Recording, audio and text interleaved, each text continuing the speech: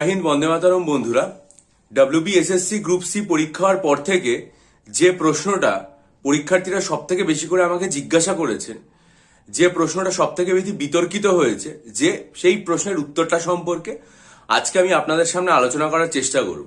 প্রথমে প্রশ্নটা বলে নিই, সেটা হচ্ছে who has the primary responsibility for conducting the social audit under MNREGA scheme.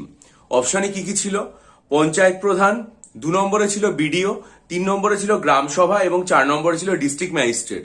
অর্থাৎ মনরেগা যে প্রকল্পটা রয়েছে সেটাতে সোশ্যাল অডিট করার মূল দায়িত্ব কার হাতে ন্যস্ত থাকে, এটা ছিল প্রশ্ন।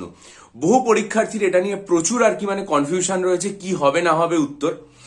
আমি এই প্রশ্নটার উত্তর খুঁজে বের করেছি এবং সেটা কোথা থেকে বের করেছি, সেটা হচ্ছে government of India ministry of rural development. Government of India ministry of rural development থেকে 2016 সালের 19শে ডিসেম্বর একটা মেমোরেন্ডাম প্রকাশিত হয়েছিল। 2016 সালের 19শে ডিসেম্বর একটা মেমোরেন্ডাম প্রকাশিত হয়েছিল government of India ministry of rural development থেকে।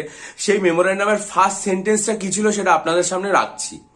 ইন পার্সুয়েন্স অফ সেকশন 17(1) অফ MNREGA 2005, Gram Sabha is required to conduct regular social audit of all projects under the scheme. আবার একবার বলছি, in pursuance of section 17(1) of the Monrega 2005, Gram Sabha is required to conduct regular social audit of all the project under the scheme. অর্থাৎ government of ইন্ডিয়ার যে office memorandum, সেখানে খুব স্পষ্টভাবে উল্লেখ করে দেওয়া হয়েছে যে এই যে মনরেগা, সেটা সোশ্যাল অডিট করার যে প্রাইমারি রেসপন্সিবিলিটি সেটা গ্রাম সভার। সুতরাং এই প্রশ্নটার উত্তর নিয়ে আশা করি এরপরে পরীক্ষার্থীদের মধ্যে আর কোনো দ্বিধাদ্বন্দ্ব থাকারই কথা নয়। এটার একদম স্পষ্ট উত্তর সেটা হচ্ছে গ্রাম সভা হবে। এরকম আরো প্রশ্ন নিয়ে পরীক্ষার্থীরা জিজ্ঞাসা করছেন, আমি চেষ্টা করব পরীক্ষার্থীদের প্রশ্নের উত্তর এই সমস্ত ছোট ছোট ভিডিওগুলোর মাধ্যমে করে দেওয়া। যেহেতু গলার অবস্থাটা খুব একটা ভালো নেই, তাই জন্য লং ভিডিও করতে পারছি না। আমি আপনাদের যা যা প্রশ্ন আছে এগুলো থেকে এসছে আমার কাছে, আমি প্রত্যেকটারই প্রশ্নের উত্তর দেওয়ার চেষ্টা করব।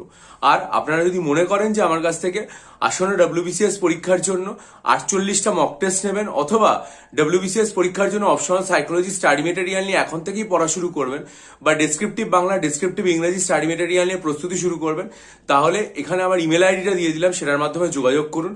বহু পরীক্ষার্থী নিয়েছেন এবং উপকৃত হয়েছেন, আশা করি আপনারাও উপকৃত হবেন। আর জেনারেল স্টাডিজ, প্রিলিমস এবং মেন্সের যে কম্বাইন্ড ব্যাচ ডব্লিউবিসিএস পরীক্ষায় কেন্দ্র করে, সেটা এই মাসেই আমি আমার চ্যানেলে ঘোষণা করব, কোনো একটা উইকেন্ডে।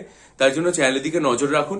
যারা ভিডিওটা দেখে আগ্রহী হবেন তারা আমার সাথে যুক্ত হবেন এবং এপ্রিল মাসের প্রথম থেকে আমরা নতুন ব্যাচটা চালু করব। ভালো থাকুন, বিজয়ী হন, সফল হন, চ্যানেলটা সাবস্ক্রাইব করবেন। ভালো থাকবেন।